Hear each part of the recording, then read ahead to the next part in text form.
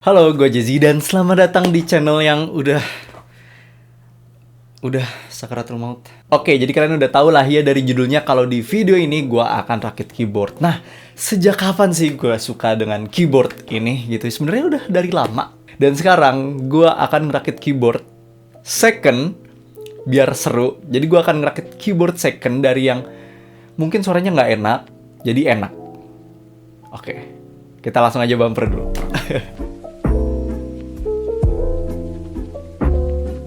Pertama-tama gue mau bilang kalau gue bukanlah seorang rakit handal. Gue baru pernah ngerakit keyboard 2 kali. Dan keyboard ini adalah yang ketiga. Jadi semua yang akan gue lakukan itu masih eksperimen. Jadi kalau misalkan ada kesalahan, gue minta maaf. Oke, pertama-tama kita akan rakit keyboard. Tapi yang jelas, yang namanya rakit keyboard harus ada keyboardnya. Nah ini gue beli keyboard ini, ceng. Wah, ini Vortex Series VX8. Gue beli barebone seharga 300.000. Kenapa gue bilang murah?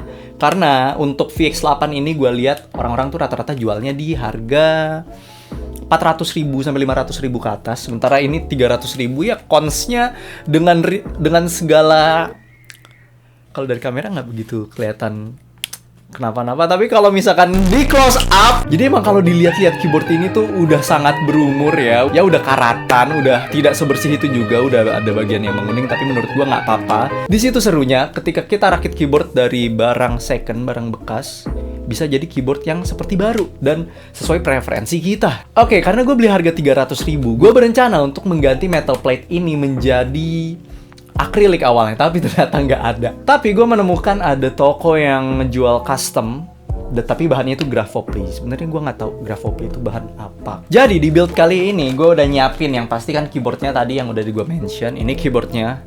Gue juga udah mempersiapkan plate yang tadi udah gue bilang yang bahannya grafopli. Kita bakal pakai yang atasnya warna putih karena keyboardnya warna putih gitu. Dan putih lebih cocok untuk keyboard RGB. Terus gue juga beli switchpad. Gue juga ini mempersiapkan untuk beli Eva Foam yang udah ya bentuknya sesuai dengan layout dari Vortex Series VX8 ini. Kenapa gue beli lagi? Padahal sebenarnya kita udah dapat gratis dari bawaannya. Ya tadi kan gue beli switchpad, gue beli ini, gue bahkan membeli plastik mica. Untuk apa? Apa ya? Keyboard yang baru tuh Ajas AK820, dia tuh kayak dapat lapisan mica-nya gitu. Gue nonton dari OCXT. Makanya dari itu kayak gue penasaran akan bereksperimen. Jadi di PCB-nya itu akan gue lapisin mica ini, terus ada switchpad, terus tadi ada silikon buat steps-nya, terus gue pasang ini juga kayak. Maka dari itu gue beli yang 2 mm aja, karena takut kalau gue pakai yang 3 mm itu bakal terlalu penuh dan bikin keyboardnya jadi stiff banget atau nggak bisa ditekan. Oke, masuk ke part yang paling penting adalah switch. Ini switchnya Gateron Milk Tea, dia tactile dan tapi nggak terlalu force tactile banget kayaknya. Suaranya tuh kalau nanti udah di build, gue ngerasa ini cukup bakal bisa jadi talkie karena gue suka banget, gue tuh suka yang talk gitu. Ini satunya itu 4.500, jadi kalau 84 key ya, masih murah, masih di 4.500 murah nggak sih? Dan yang paling penting adalah keycaps. Nah, keycaps ini gue pakai dari Z-Friend.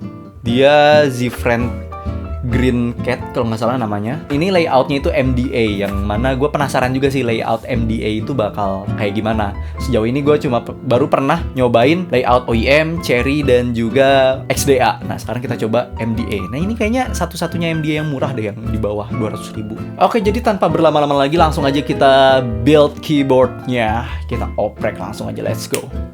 Jadi langsung aja nih kita buka casingnya yang agak sulit ya cuy. Dia kayak kudu dicongkel sedikit gitu, tapi oke, akhirnya kebuka nih.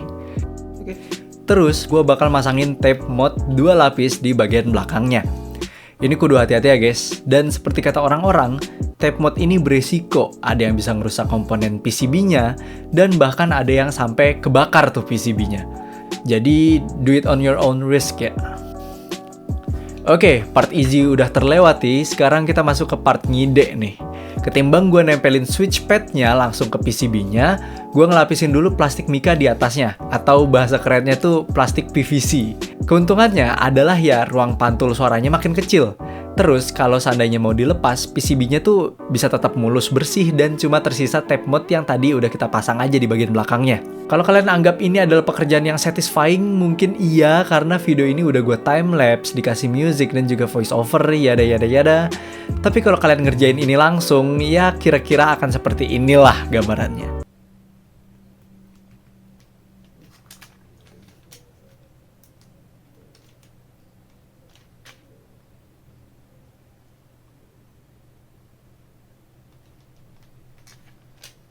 Oke, cukup garing dan sepi ya teman-teman.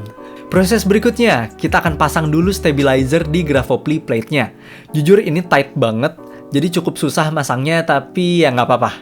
Lalu di sini gue coba pasang EVA foam-nya dan mulai menancapkan switch di PCB-nya. Dan ini adalah part yang paling melelahkan. Karena somehow gue merasa plate-nya itu gak presisi, atau mungkin memang terlalu presisi lubang-lubangnya sampai susah banget dan keras banget buat gue bisa masang switch ke PCB-nya. Bagian ini tuh sangat-sangat menguras tenaga, pikiran, semangat, hati, uang, dan konsentrasi dan lain-lainnya gitu.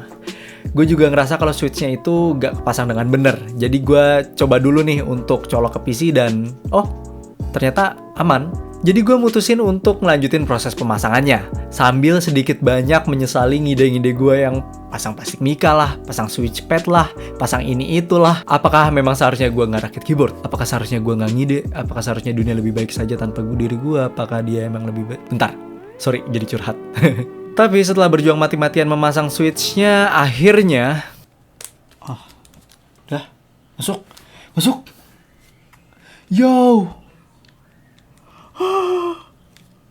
Akhirnya selesai guys, gila. Oke guys, lihat akhirnya sudah terpasang semua 84 keys. Oke, karena ini udah kelar, jadi kita bisa coba untuk move on ke level berikutnya. Walaupun ini kayaknya nggak sempurna, tapi nggak apa-apa. Kita telah menyelesaikan memasang ini. Kita bisa lanjut ke yang berikutnya, adalah kita coba pasang ke casingnya. Oke, jadi untuk di casingnya gue udah nyiapin juga. Tada, Dacron. Ya, gue nggak akan pakai sebanyak ini, tapi kita coba aja. Ya, kita masukkan kapas Dacron secukupnya. Pasang daughterboard, pasang frame-nya, dan saatnya kita coba colok untuk kita cek apakah semua switch-nya berfungsi atau enggak. Menyala. Setelah gue cek, ternyata ada beberapa switch yang nggak kedetek karena pin dari switch-nya itu bengkok.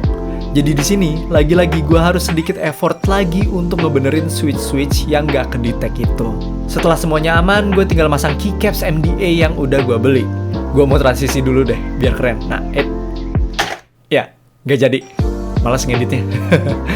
Ya udah, kita timelapse kayak gini aja biar tetap gemai. Oke.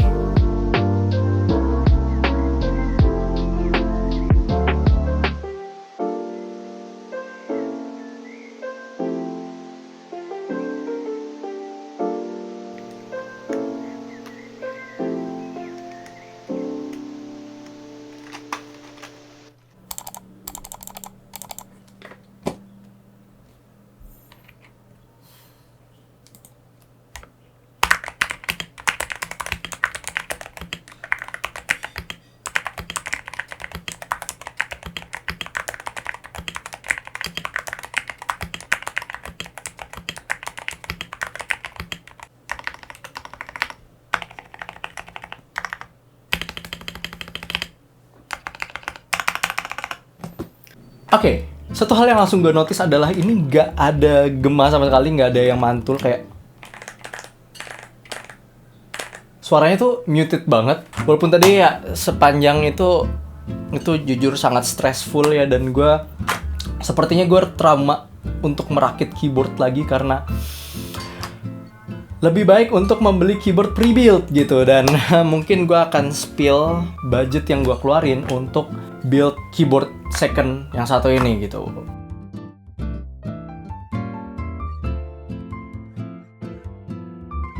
Apakah worth it? Menurut gue dari segi suara worth it. Tapi kalau dari segi effort, enggak. Jujur, pertama kali gue ngerasain plate Grafopli ini, kalau bisa ada plate selain Grafopli, gue akan pilih plate itu. Ya bisa jadi pelajaran untuk kedepannya, lebih baik tidak merakit keyboard tuh ya. Oke, jadi kalau kalian suka videonya klik like, kalau nggak suka dislike aja, nggak apa-apa, gue nggak akan sedih kok. Share ke teman-teman kalian agar teman-teman kalian tahu kalau ngerakit keyboard itu tidak semudah yang dibayangkan. Dan pastinya jangan lupa subscribe, karena satu subscribe sangat mendukung channel ini yang walaupun kayaknya udah mati suri ya, yang nggak bertumbuh sama sekali selama berapa abad. Jazzy di sini, and see you on the next video. Gitu nggak sih outro-nya? Ya udah, bye-bye.